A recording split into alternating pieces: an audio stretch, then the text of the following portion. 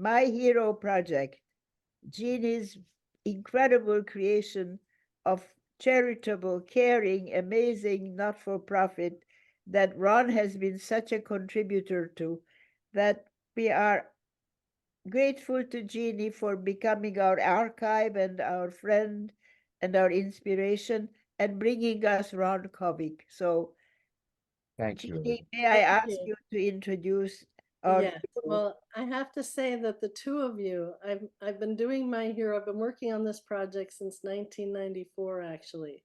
So this is the 30th year. And the two of you, Ava Holler and Ron Kovic, have time and again shown me what true heroism really looks like.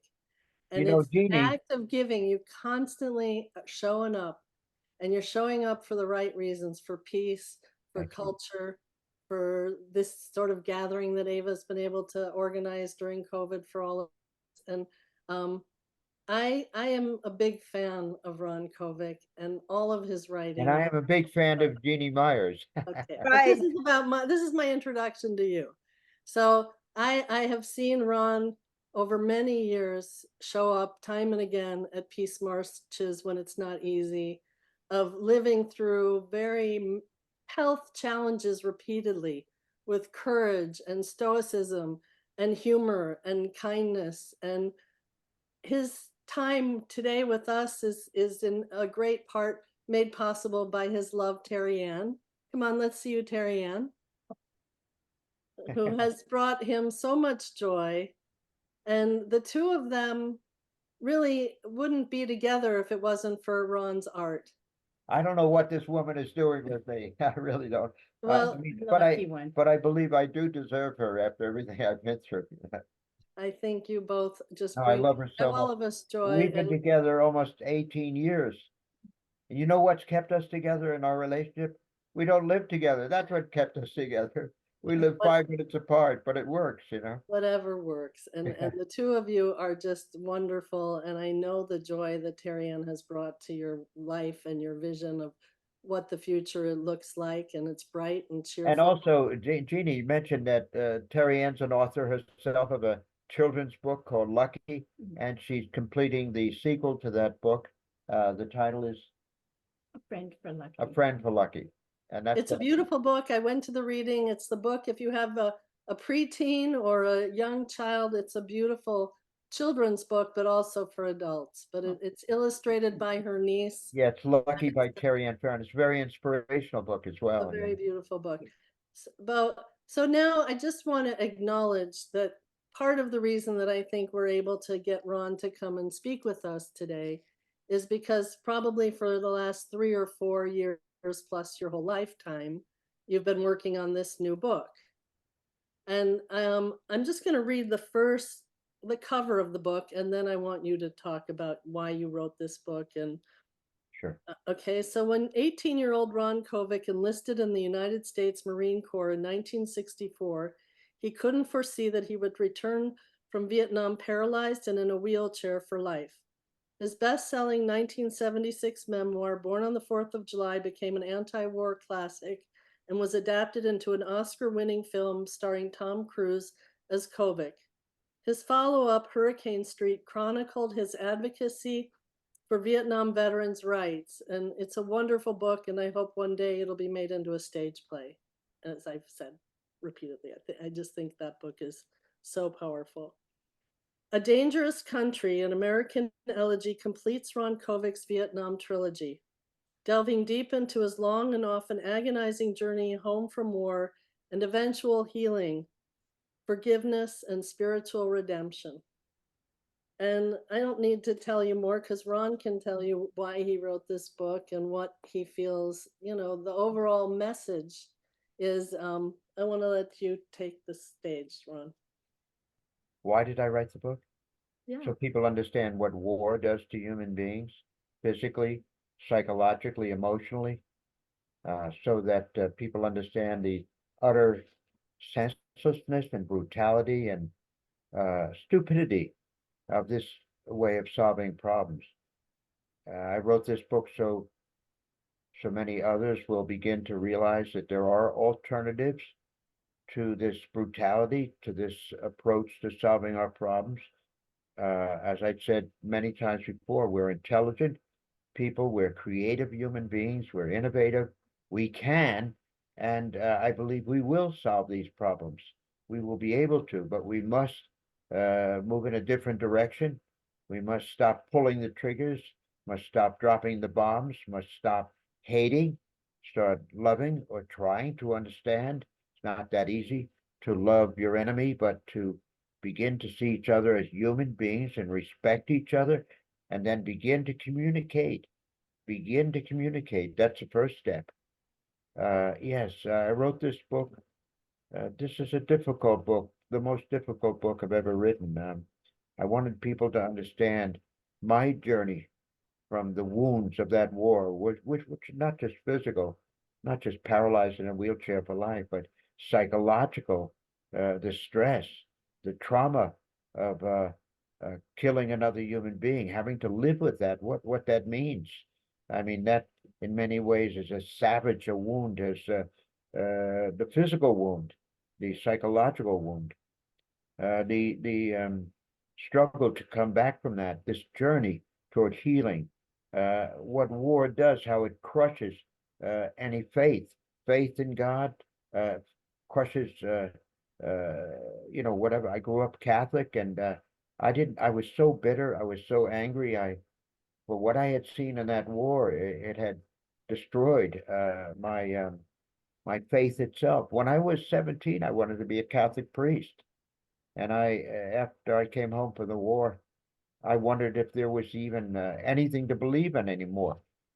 Was there a country to believe in? Was there a God to believe in? That had been all shattered. That had been shattered by the war. So it was a long and a difficult journey. I wanted to share that with others. And in many ways, Born on the 4th of July, my first book it was what happened to me physically. It also touches upon the emotional, the psychological, but A Dangerous Country deals a lot with the psychological wounds of war, the uh, the terrible stress, the trauma, what you bring back from these traumatic experiences, what you must live with for the rest of your life. I'm trying to find hope, trying to believe there was a reason to go on and not to live on that fence between life and death, whether for so long I wondered if I deserved to live. I think I was experiencing what many survivors of these traumatic experiences go through. I think it's called survivor's guilt. Uh, whether I deserve to continue on, whether I deserve to survive, even with the traumatic aspect of my wounding in the war, physically and emotionally. I still wondered if I felt a tremendous amount of guilt for things that I had done in the war, and I wondered if I deserved to live. I went through that battle, and I described that battle in A Dangerous Country. As I tried to move toward life again after the darkness that I was in for so long. So, Ron, you wrote Born on the 4th of July in like 3 weeks. You know exactly how long it took you? 1 month, 3 weeks, and two days. I was staying at the Santa Monica Bay Club in Santa Monica, California. I'd gone to Sears Roebuck in Santa Monica. I had bought a $42 manual brother typewriter and 500 blank sheets of paper, determined to write my first book. I wasn't particularly a great student in high school. In fact, I wasn't allowed to graduate with my senior class in the high school class of 1964, Massapequa High School on Long Island. I actually had to go to summer school, so I felt ashamed that I hadn't been able to graduate with my students. I didn't have some of the dreams that they had. They were all going off to college, and what was I going to do? I felt that I had failed in some way academically, and so I thought back then, the way I was thinking as a young man, well, I'll join the Marine Corps. I'll make my mother and father proud. I'll make my friends proud. That's what I did. In September of 1964, with my father, going down to the Marine Corps recruit station in Levittown, Long Island, I signed up and I joined the Marines, and I was sent to a place called Parris Island, South Carolina, Marine Corps boot camp, and that was beginning. That was quite a shocking experience, to say the least. One thing led to another. I went to Vietnam on my first tour. I was inspired by President Kennedy. I remember President Kennedy saying, ask not what your country can do for you, ask what you can do for your country. And I wanted to know, what can I do for my country? And I took it all the way. I went all the way over to Vietnam. And I was not wounded on my first tour. But when I came back, I was very conflicted. There were people demonstrating in the streets against the war that I and my fellow Marines had risked our lives in. And why were these people demonstrating against us? I couldn't understand. I was determined to set my own example of patriotism, Jeannie. So I volunteered to go back to Vietnam a second time. And it was then at our base at the time where I was stationed, Cherry Point, North Carolina. I went to the PX, which was a store on the base, and I bought a diary, and I promised myself I would keep that diary, entries into that diary every day during my second tour of duty. I wanted it to be a record of what I went through on that second tour of duty. So when I finally decided to put A Dangerous Country together, I chose to put the diary as the first part of three parts of the book. The Vietnam Diary, which was the entries from, I think it was July 1967 to the day just before I was shot and wounded and paralyzed on the northern bank of a river called Qua Viet. This was during my second tour of duty. So I bought the diary and I put that in the front of the book. And I was conflicted about the diary being in the book. I wondered if I was going to lose the reader by having them read through this diary. And it was Terry Ann who recommended, who read the diary carefully and edited the diary, went over, made sure that I had it right. She said, no, it's got to be at the beginning of the book. It's got to be the front of the book. And she was right. She was absolutely correct. And then part two and then part three, which that long and often agonizing journey home from the war, what I went through physically, how I struggled to keep myself above water, and how I suffered anxiety attacks and nightmares, and just continued to go on.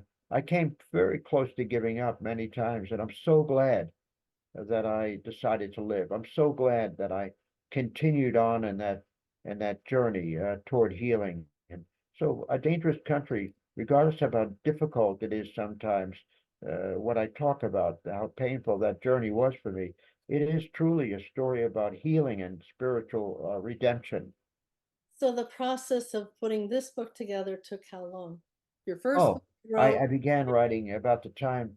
I always usually write about two books at the same time because I think I've always been that way. Even with 4th of July, I was thinking of another book, and because I can, just I have to have that relief. I have to be able to go to something else. And when I was finishing up, I was born on the 4th of July. I was going to, I had this idea of writing a book about the 1974 hunger strike in Senator Kranz's office, which was the basis for the book Hurricane Street. The poor conditions of the Veterans Hospital and the fact that the paralyzed men in the Long Beach VA decided to take over Senator Cranston's office nonviolently to make a statement about the fact that many of the wounded coming home from this war were being abused and mistreated in the hospital. And it was also I was also able to show what the war did. The loss of the quadriplegic, paraplegic, amputees, what war does to human beings and how it affects them. And so I was working on Hurricane Street also. I was beginning to write it, had it in the back of my mind, while at the same time I was also writing Born on the 4th.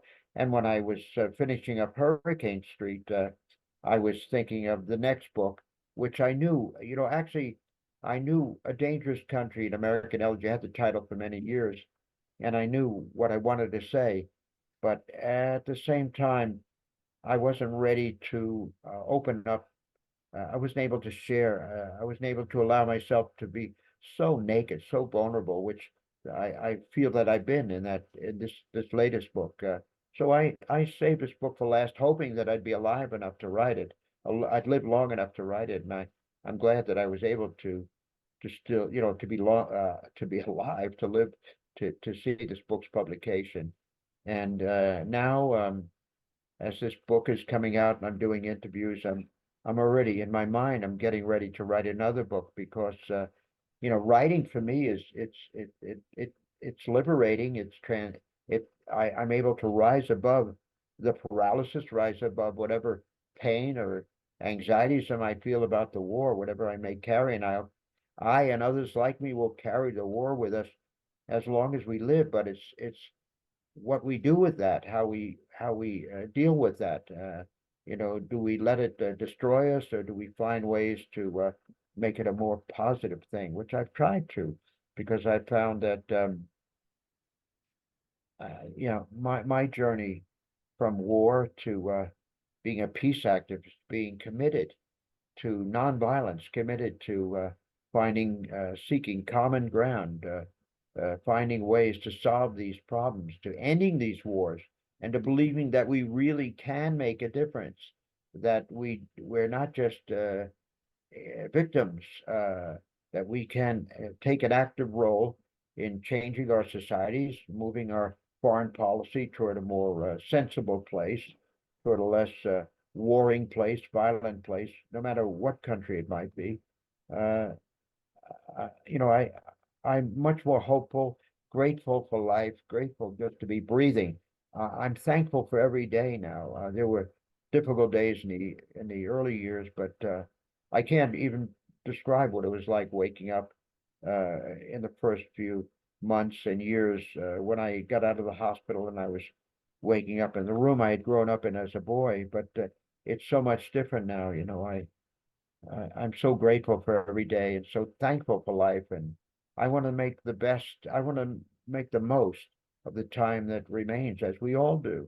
We have to have ideals and we have to have goals. And I think one of the most important goals these days is to find ways to end this violence, whether it's shooting here in the United States or these wars overseas. We've got to find, and there are ways. We've got to find ways to bring this together. What can I say? Well, I think that your books are so eloquent. I'll read what Bruce Springsteen on the jacket of the book. It says, Ron Kovic is one of America's great voices on war and what it does to the body and soul. His story is as timeless and tragic as the country itself. Yeah, And really I appreciate spoke that. to Johnny Tempo is the publisher of Ron's books. It's published by Akasha. Am I pronouncing it right, Ron? Akashic books, Akashic.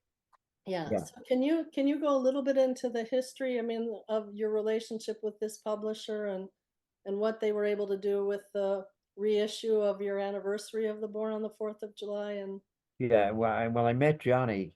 Um, Johnny was a guitarist in a rock band, a successful band, and they made quite a bit of money. And he was able to. His dream was to be a publisher, and so he decided to create Akashic Books, and they began an old canning factory in Brooklyn, New York. That's where Akashic Books is right now.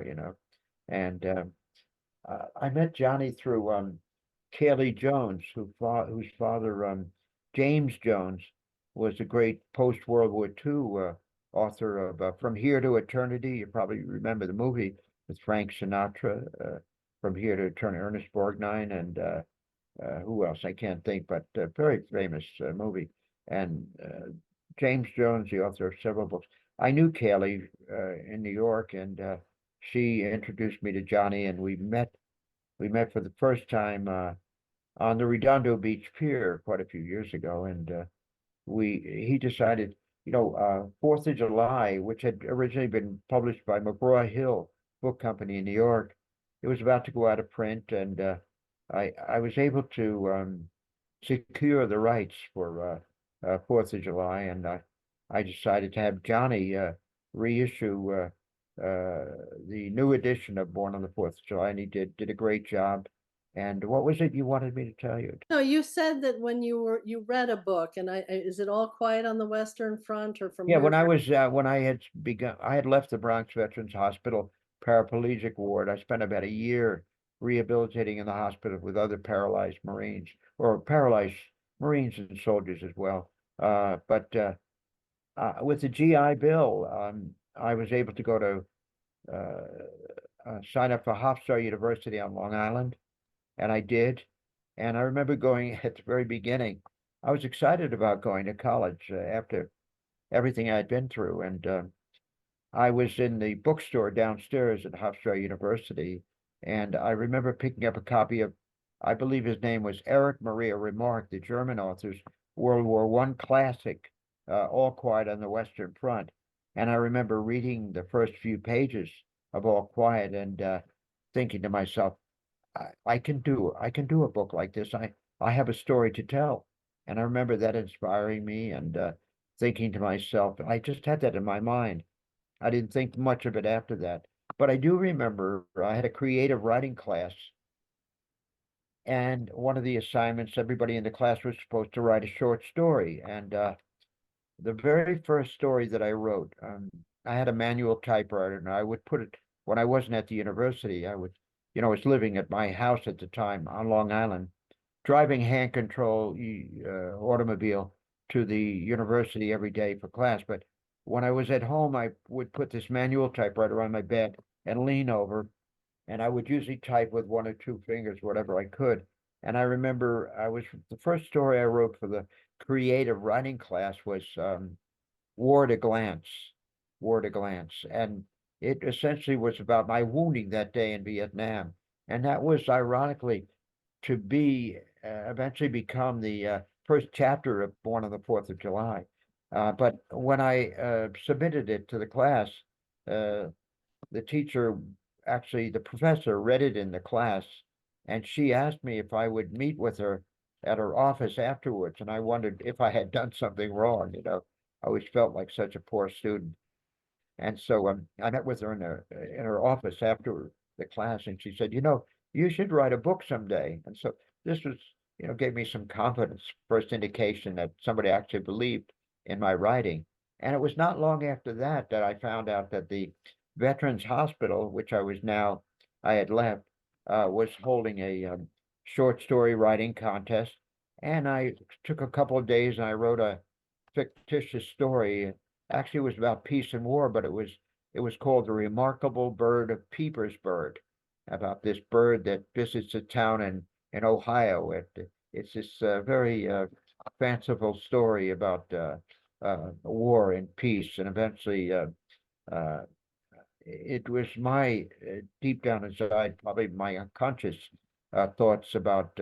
I was already beginning. I had not joined the anti-war movement yet, but I was already beginning to think about the need for peace, the need for people to awaken to an alternative to the horror and senselessness of war, and that there had to be other ways to solve these problems. So I was very struggling with those thoughts when I wrote The Remarkable Bird of Petersburg. So long story short, I was surprised when I realized that somebody had called up the house the other in Massapequa, Long Island, and said that I had just won the National Veterans Administration Hospital Short Story Writing Contest. There were several awards given out, but I have to tell you, my mother was all excited. My mother loved to write also, and she wrote she had one book published in a lifetime. My father paid to have it published, but she had many unpublished books. But my mother was excited that her son, who had come back from the war, had just won a writing contest. This boy who had to go to summer school, who was such a poor student, she was very shocked and surprised. So she said, I'll drive you in. And I remember my mother driving me in the little 67 Volkswagen, into the Bronx from Long Island, and we were to attend this award ceremony where several awards were given out. A certain monetary award, a few $100s, was to be given out with the award for writing. And in my case, as I just told you, I was to receive an award for the best short story nationally written. This story I'd written, A Remarkable Bird of Petersburg. So we got there, and my mother was all excited, very proud of her son. And the librarian came up to us, excuse me, ahead of time, and she said, "Mr. Kovic, could you please come over here?" And so my mother came with me, and the librarian said, "You know, Mr. Kovic, you took out several books when you first came to the hospital, and you never returned them. Do you know what happened to those books?" And I didn't know.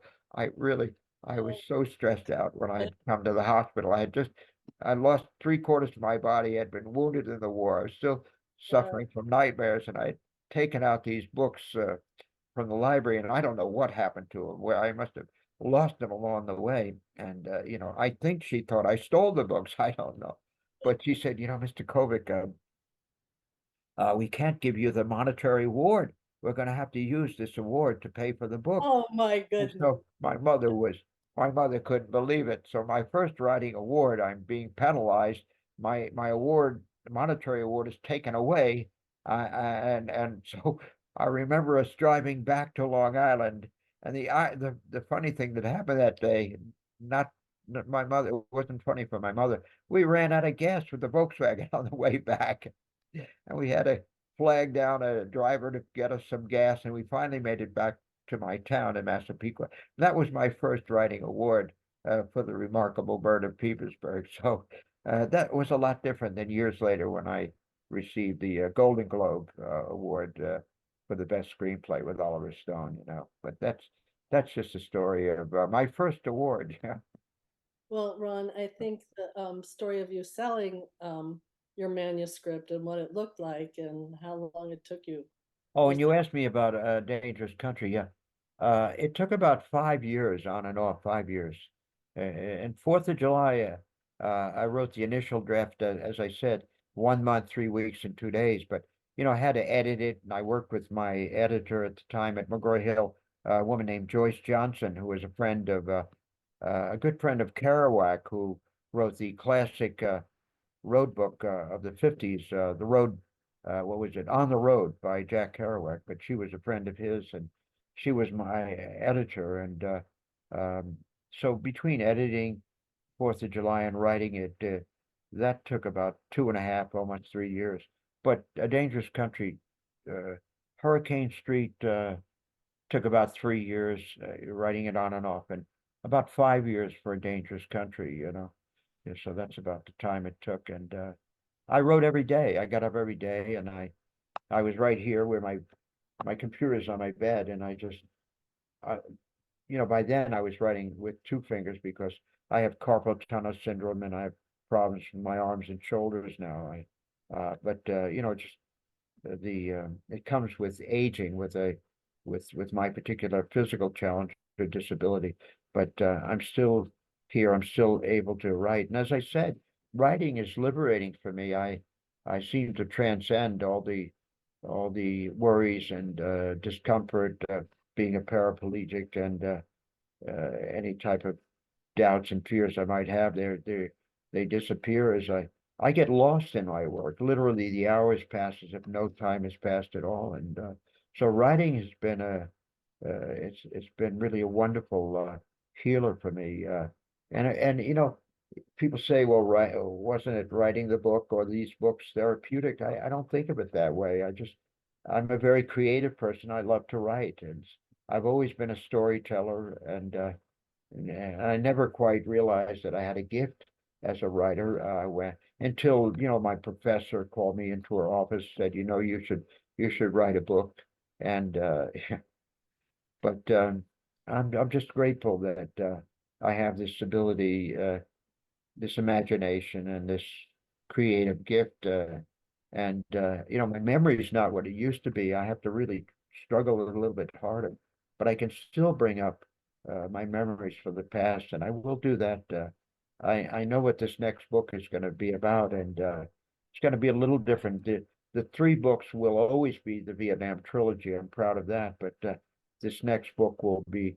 I guess what I'm trying to say is I think um, the war will always be a part of what I write. The one way or the other, my wounding, what I went through, that a tumultuous period in American history when the country was torn apart, polarized, as it is polarized today, as polarized as it is today, as it was during the Civil War. The times that we're living in right now, in many ways, mirror what happened during the Vietnam War. Even the college campuses this past week or so erupting are very reminiscent of that period during the Vietnam War.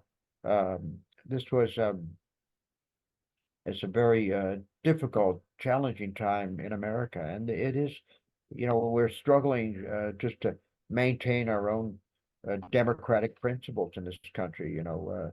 It's a very difficult time, and we're hoping and we're praying that we can move through this and continue to be the country that we hope that we can be. The experiment, the what is it called? What was that called? Something about on the hill. Does anybody know what I'm talking about? The bright and shining on the hill. You know that the early colonies had that expression. I can't think of it, but anyway, we go on. I think that you're not only a writer and an artist, but you're a spokesperson for the peace movement. And when you found your voice, when you went across the country and Frank Capistani was filming the Vietnam veterans against the war, Yeah, your voice of all of the veterans, I think his decision to focus the camera on you and your voice and how strong and articulate you have been for the cause for peace is something that inspires me and those who know you and who've seen you time and again, whether it's in fighting against us going to war in Iraq, sending flowers to China. You have well, been. now that's me. We were meeting with the Chinese ambassador in Washington, D.C. at his diplomatic mission, and that's when we mistakenly, our country, unfortunately and mistakenly, bombed the Chinese embassy. I believe was that in Yugoslavia. Do you remember that? Yeah, that and I felt that my country was not apologizing, not but the leaders of the country at the time were not saying anything, and I decided to go to Washington, D.C., sent 24 red roses to China's ambassador to the United States. My own, if my country was not going to uh, uh, ask for forgiveness and apologize, I would apologize myself. I would set an example. So that's what I did. And Loretta Smith helped me by coming and filming some of that when we did that. But we need to find bridges toward peace and toward cooperation. We need to avoid silence and refusing to see each other as human beings. We have to respect each other and have to begin that communication, that communicative process. I guess the other thing that always sort of stands out to me about your journey is that you were arrested many times for your activism, and yet you were at the White House Yeah. when Obama was there and honoring Bruce Springsteen at the Kennedy. You want to talk a little bit about what that felt like? Jail? No, when you that you were in jail, so you were for protesting. You were arrested. Yeah. 11, 12, 15 times. I can't count them all. I was thrown out of the wheelchair. I was called a communist, called a traitor for simply wanting to stop the war, for simply raising my voice and speaking out against the war about these the how this war was ruining my country, how this war was leading us nowhere. And I ended up, I took over you know, I took over, well, didn't take over, but I refused to leave a recruit station in Orange County, and they dragged me off to jail. handcuffed me in the back of a patrol car, took me on. I remember the very first arrest that was in Orange County, 1971. That was a long time ago, wasn't it? 71.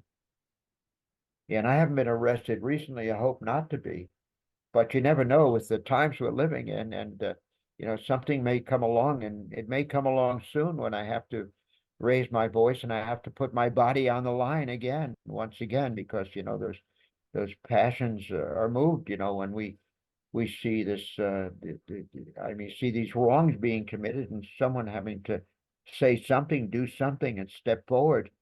And I may very well end up going to jail again. I hope not. It's a terrible place. It's the last place I want to go. The VA hospital was an awful experience, but jail, I think, is worse than the VA. I didn't particularly like going to jail, but Martin Luther King had gone to jail. Gandhi had gone to jail. I think even Tolstoy, who wrote War and Peace, had gone to jail for a problem with his taxes. So, many writers and notables from the past have gone to jail for things they believed in. But I wouldn't recommend it. If you can do anything, all that you can to avoid having to go into the slammer, so to speak, I would do that. I would. It's not, especially in a wheelchair. I remember being in the jail in my wheelchair. I mean, with these other men around me, asking me, "What are you doing here? What are you?" And I had to. I'm here because I'm trying to stop a war. They thought, "How crazy is that?" And they didn't understand at first. But I think, I remember being deeply affected by being inside of the LA County jail and seeing these men chained and being taken to court, with literally with chains on their legs and shuffling off to court, shuffling off to the bus, and me not being able to be chained with them because they couldn't do it with my wheelchair. I would get in the way, it's the irony of all of that. But yeah, I went to jail many times. The longest time I ever spent in jail was 5 days in the LA County Jail on a 90-day suspended sentence, all for political protest, all for trying to stop the war. And yeah, I remember when I came in. I remember when I first was arrested. I wrote about this in Born on the 4th of July. The police saying, "Well, what are you doing here? What are you being charged with?" I said, "I was trying to stop the war." And he said, "Take this guy, another Vietnam veteran, policeman, LAPD, take this guy on the roof and throw him off the roof." And that was my welcoming to the LA County Jail years ago, many years ago. But I forgive that policeman. I forgive him for what he did, for what he said that day. He didn't understand, you know. Well, I do think you made it to the White House with Terry Ann when you honored Bruce Springsteen at Yeah. the Kennedy Center. So We got to meet President Obama and Michelle Obama. That we were grateful to meet the president, and but to honor Bruce Springsteen, who's been such a symbol of peace himself, and such an extraordinary man, and a great artist. Not only a great rock and roll singer, but a great human being, a decent person, a very kind and generous man who cares. Uh, so it was an honor to be able to honor Bruce that day and thank him for all that he's done. He received the what was it? What award was that? The Kennedy Center, Kennedy Center Award, yeah. And I remember it was an honor to be asked to speak, and I was able to speak in front of the president, the vice president, and there were many Hollywood, I guess you would say Hollywood celebrities in the audience. But most importantly, I was so honored to speak on behalf of this really Okay. wonderful man, Bruce Springsteen. Yeah, I think so Ron, I don't know if it's possible for you to read on page 183 from A Dangerous Country. It's an excerpt from your diary. yeah, let me see, 183. Let me find it. 183. Ron had read this to me, I think, while he was writing the book a little bit. He said I had called him and he was in the middle of writing and he read me this. And I just think this whole notion, it's the art of healing. and it's very beautiful. And this was I've been to the very edge, Ron. It's 183, huh? in the middle of what I scribbled in my diary. I was a whole different breed, a whole new rebel artist, just back from a war, expressing myself with those tubes of paint as directly and immediately as possible, as if to say I might die at any moment. Death was always just around the corner. I scribbled in my diary, I've been to the very edge, overlooking the abyss, and I've looked out and seen nothing but darkness and despair. And I'm painting from that place, that ledge that goes on forever and falls into nothingness, and is eternal and endless and immortal as the sun and the moon and the stars. And my expressions, my paintings come from that place, that moment in Vietnam when I almost died, and my bright colors from the light that was almost taken away from me, the knowledge that life is short, too short sometimes, and that every second counts, every moment matters. How's that? It's beautiful, and the rest of it is beautiful too. And underneath that, Jeannie, is I worked all night long with little concern for my health. I couldn't get enough papers and canvases, enough tubes of paint. I kept going back and forth between the art store and the cottage, feeling as if a ton of paper, a warehouse of paper, wouldn't be enough for all the paintings I had inside of me. Thank you for reading that, Ron, and thank you for writing these beautiful books and for sharing your story. I'd like to share with everyone very briefly a little slideshow of some of Ron's art.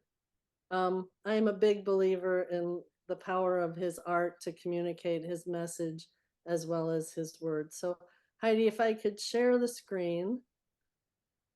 Okay, here's Ron Kovic art. And I'm going to view as a slideshow. Okay, so here we go. You want to say anything about it? Because I can move. Yes, all of this art has been condemned by the Catholic Church. No, I'm kidding. I'm joking.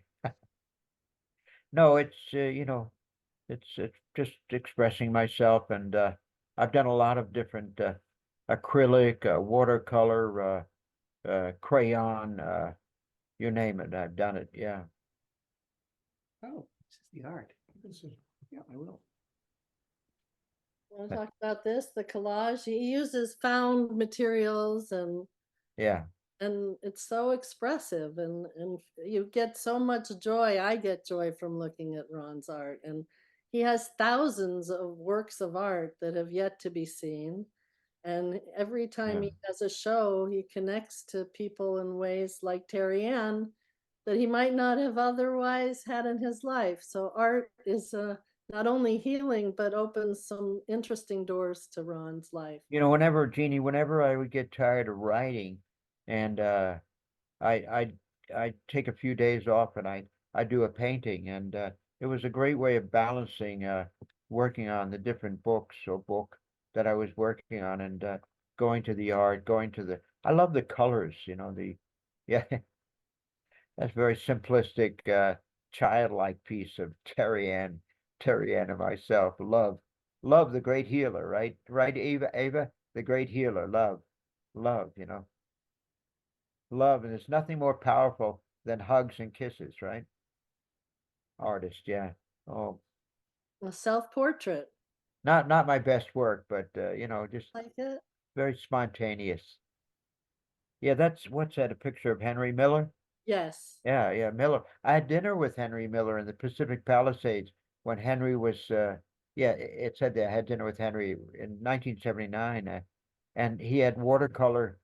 He was in his late 80s and he had a stroke. He had a stroke, and he had watercolor papers, not papers, paintings all over the ping pong table.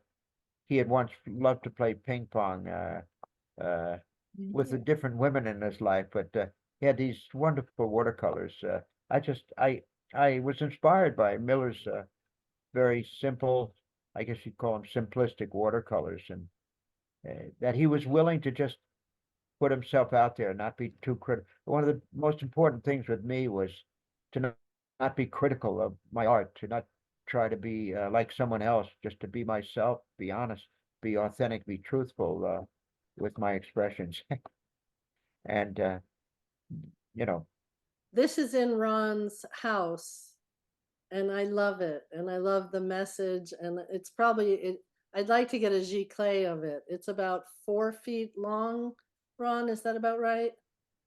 yeah, yeah.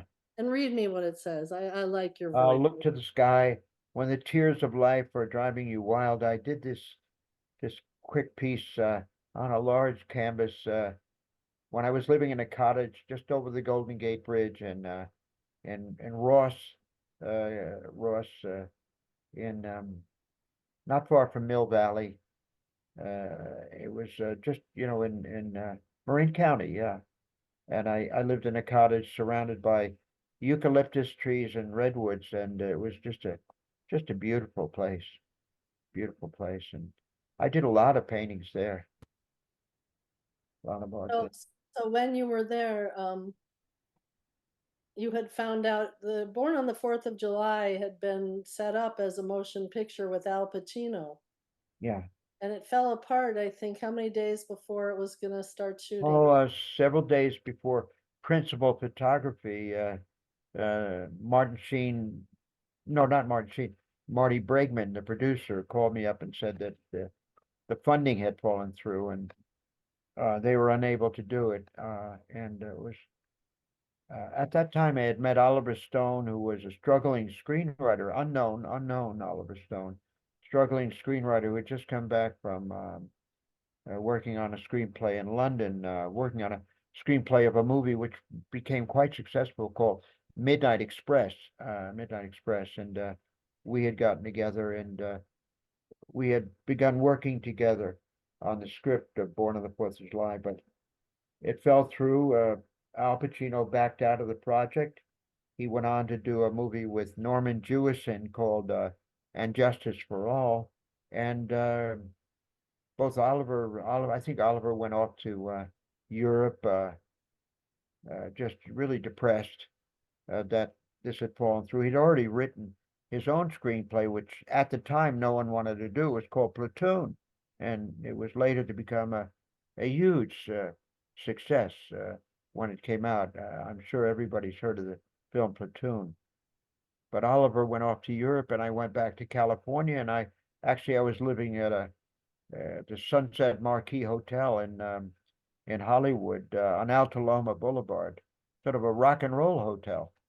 And artists and rock and roll singers would hang out there, and that's where I met Springsteen for the first time. Bruce was swimming in the motel swimming pool, and he came out of the swimming pool, and I went up to him and I introduced myself and I told him I was a veteran and I'd written a book called Born on the 4th of July, and I was amazed when he looked up and he said, "I just read that book. I just picked up that book on a trip across the country with a friend, and we stopped at a drugstore, and I think it was Arizona, and I picked up I read it all the way to L.A., and he said he loved the book, so that's the first time I met Springsteen, and ironically, he had actually just by chance picked up my book and read it, and he I guess it was a few weeks later, invited me up to San Francisco to the Winterland. It was called a Winterland Arena.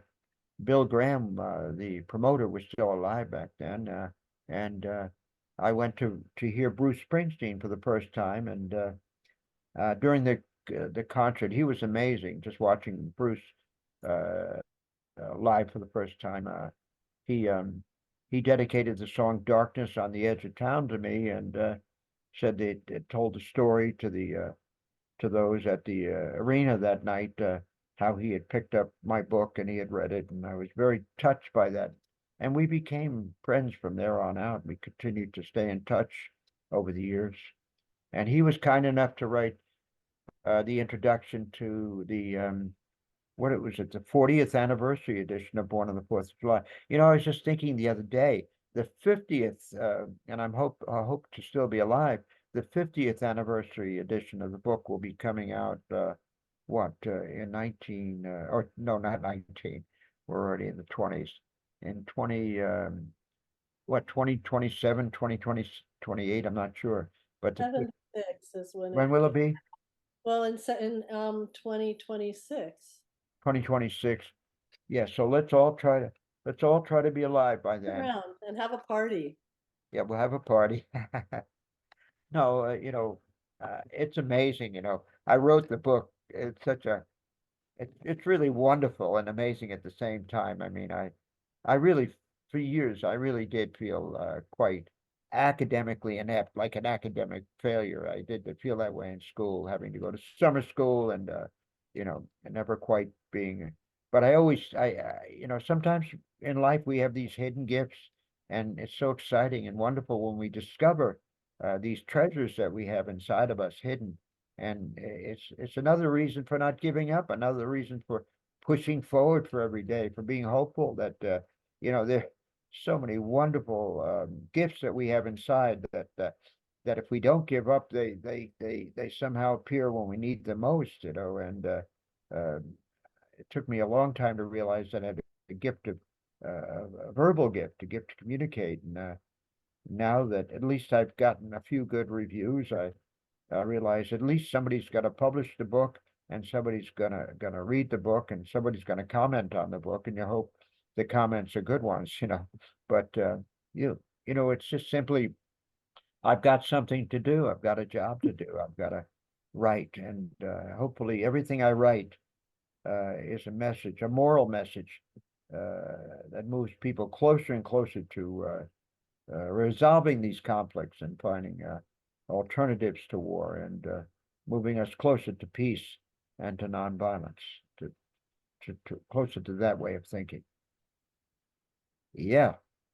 Well, thank you, Ron. I don't know if there's any questions that anyone has. I have so much love for Ron, and there are quite a few short films on My Hero that tell more of Ron's story as well. And you should Christian, I'm sorry. read all of his books. Hurricane Street is fantastic. Can you give them a little summary of Hurricane Street, Ron? Well, I love that book. I picked it up the other day, if you don't mind me saying, and I started, I hadn't seen it. I hadn't, because I'd been so, focused on A Dangerous Country, and now with the interviews and promoting the book and getting it out and the book fair. But I picked it up the other day, and I just began to read through it, and falling in love with books that you write. It sounds so egotistical, but just to be able to just love that book again and realize the journey that you went through to write that book, the notes that you took that might never have even been, were never used in the book at the end, but you were striving toward the vision of what you wanted to say, what you wanted that book to be. And these seeds begin very early, and then eventually you realize you've got a story to tell, and if you want to be able to write as an author, you have an obligation. I personally believe, an obligation to write. I think you need to contribute toward our society, toward the world, and toward making the world a better place. You need to be giving something positive back with the writing that you do. With literature should be as honest and truthful, and even to the point of embarrassment, the point of being ridiculed, but to tell the truth. I think to be as honest as possible, accepting the fact that you may not always be understood. That's the best literature of all, I believe. For me, anyway. For me, I speak for myself. Yeah. And I hope to always write that way. I hope to write as honestly and truthfully as possible. Hurricane Street was simply about a strike, a protest, a hunger strike by some of the most severely disabled veterans of the war, who literally rose up from their beds in the Veterans Hospital in Long Beach, California, in the spring of 1974, and caravan to Westwood, to Senator Cranston's office in Westwood, California, and right in LA, and proceeded to begin a 17-day hunger strike, demanding to meet with the head of the Veterans Administration, calling for an investigation of the veterans hospitals, not just in Long Beach, but nationwide, calling it calling a veterans hospital crisis, because the irony that the wealthiest country in the world could provide billions, if not trillions of dollars for the most lethal technological weapons of war, to rain upon these poor peasant people in Vietnam, could not afford to take care of their most severely wounded, physically, psychologically traumatized veterans when they came home from the war they were sent to fight in. And that was the problem. And we were demanding to meet with the head of the VA to improve the conditions of the hospitals. We felt it, being paralyzed veterans, we felt the neglect, the overcrowded conditions, and in the Bronx in New York in particular, mice and rats on the ward, and in Los Angeles, pushing call buttons for assistance, aides that never came. Something had to be done. So some of the most severely traumatized and wounded veterans of the Vietnam War had decided to rise up to make a statement. And it was amazing because when we began that hunger strike and we began to call, first of all, Senator Cranston did not throw us out. He, with all respect to Senator Cranston, he allowed us to sit in. He allowed us to use his office as a symbol, the Veterans Rights Encampment, we called it, as a symbol of our protest and our demonstration, not like some people being thrown off campuses today throughout the United States. No, the senator realized we had a right as Americans, the right to dissent, the right to speak our minds, a right to oppose a particular policy that we felt was wrong. And he allowed us to stay in his office. He allowed us to create in essence, a theater in a way. We put on a performance, like we showed the world and the country what it was like. They saw each day and listened to the quadriplegics, the paraplegics, the wounded of that war, and we were going without food. Think of the irony of that. Some of the most severely wounded in a war having come back to the richest country in the world and not being cared for properly, having to go on a hunger strike, having to starve themselves to death to be treated like human beings. America, this was in America. And I decided I had to tell this story. I had to write this book about this strike, how it happened, how difficult it was to get the men to go down that day, how we did, and how that one day that we promised we were just going to hold a press conference in the senator's office evolved into a hunger strike, and a hunger strike that eventually touched the nation, Walter Cronkite, you name it, and brought the head of the VA. The president was even aware of it happening, and the head of the VA finally was forced to meet with us, and that we finally had a meeting and we resolved as best we could.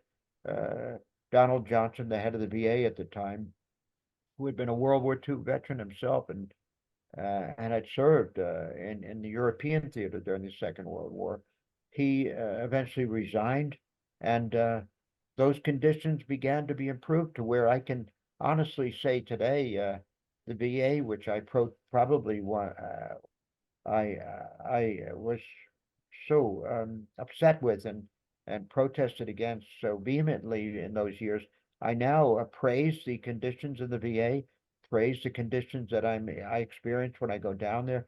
It has changed. We are being cared for properly. Sure, there probably are mistakes here and there, but for the most part, the care that I receive now as a paraplegic at the Long Beach VA is exceptional, and I would hope that it's improved as well in other VA hospitals around the country.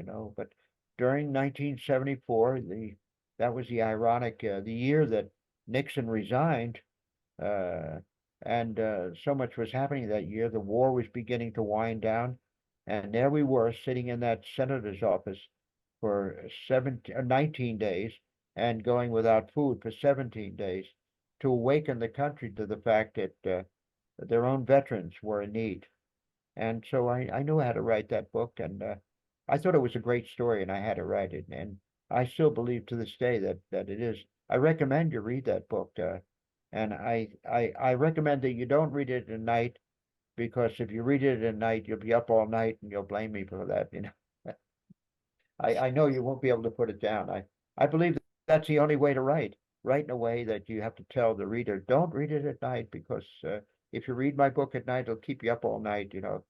Yeah, read it during the daytime, because I write in a way that grabs you right away and doesn't let go of you until the morning, you know. Well, I do see that there's a question here from Christian. Great. Thank you, Heidi. Ron, thank you for making the time to join us today. We appreciate that. Now, you have been a peace activist all your life, and we all, I think, in this room on the call today probably would call ourselves peace activists in our hearts. But we also see with pain the two wars that are unfolding in Eastern Europe and in Israel, Gaza. And I wonder what you would suggest for peace activists to be doing at times like this to convey to our representatives in government about the need to call for ceasefire, the need for ending the continuous funding of weapons and war resources. What would you suggest at this critical time in our nation's history when there are two wars unfolding and we seem to be somewhat at an impasse at being unable to end this? And as you know, another 90 billion was approved last weekend for more funding for wars. With your experience, considering that all of us want these wars to end, what would you suggest we do under these very difficult circumstances? I might be controversial when I say this, but for instance, with Israel and Palestine, Hamas, this what Hamas did to the Israelis was unconscionable. That attack on the Israelis was a crime, and it must be held accountable. But what the Israelis are doing uh, uh, is awful as well. So I really believe I believe we need a ceasefire. The fact that these bombs that the Israelis dropped in Gaza, the suffering that so many have died, um, this is as unconscionable as what was the group that attacked the students? What was the group called? We have to call on our leaders to stop, yes, for a ceasefire at this time immediately. I mean, and also in between Russia and Ukraine, it's a very difficult situation, you know, with Putin aggressing upon Ukraine, and I don't know the answer to this other than someone has to take the first step toward a ceasefire. I mean, this can't go on. The idea that people can't listen to each other in this country, and then in these battling countries, You know, even Jeannie, even the peace movement, so-called protest movement that's erupted in the cities.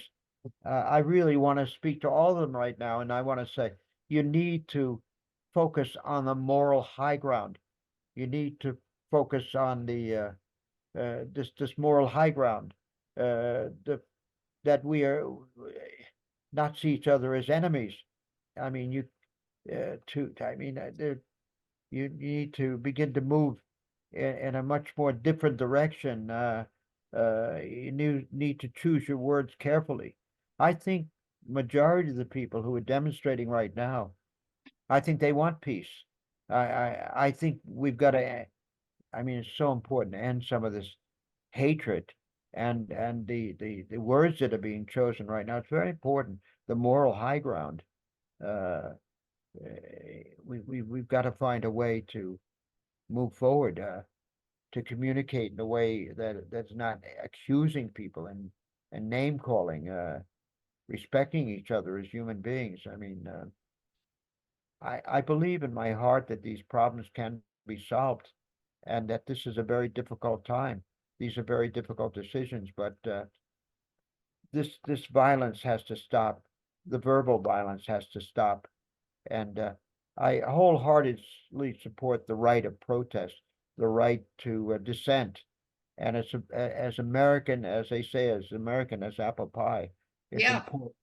It's our right as Americans. It's how this country was founded. This country was our great country was founded on dissent and protest, you know, on the Boston Tea Party. I mean, you know, we began in resistance and protest. So it's as American as anything, you know. Thank you, And Ron. Thank you so much. Well, I think we have to wrap up now. So I want to welcome everyone to join us again next week. And Ron, this has been tremendously illuminating and also really filled my heart up with joy that there are people with such passion that like you, brilliance like you, that you share it with us and everyone. thank you so much. It's an honor to be with all of you. And I know we all share the desire for peace. We share the desire for for better days ahead. And I don't know if I didn't believe in the days ahead, if I didn't believe that things were going to get better and that we were in a difficult period right now. But we've been in difficult periods in the past, and we'll get through this. We'll Right. get through this. We'll become a better people, not just Americans, but as human beings. We'll Yeah. become better from this all. As long as we continue on and love and do not hate, Right. as long as we continue on and we try our best to join together with one another, as we should, you know. As we Thank should. you. And part of what Eva and I are doing with this, and with Jeannie's help of promoting everything, is to continue bringing that message. And thank you so much, Jeannie, for organizing this with us. And thank you so much, Ron, for joining us today.